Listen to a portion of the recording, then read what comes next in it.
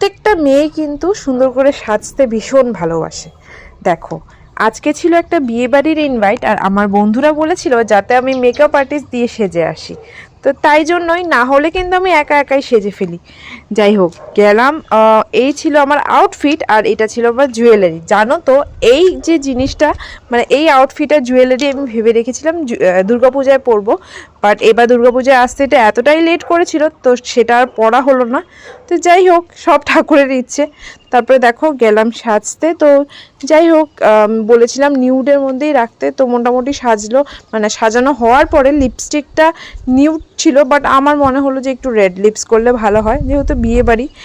আর তারপরে আমি লিপস্টিকটা রেড করলাম। আর চুল নিয়ে না আমি ভীষণই কনফিউজ ছিলাম। যাই হোক, কিছু একটা করে দিল কোনো মতে, বাট মানে হেয়ারস্টাইলটা মানে এতটা আমার ঠিক লাগে নাই, বাট মেকআপটা তাও ঠিকই ছিল।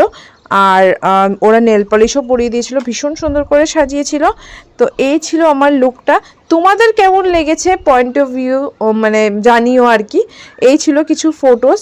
তো thank you so much for watching. আর তোমরা এমনভাবে সাজতে কারা কারা ভালোবাসো কমেন্ট সেকশনে লিখে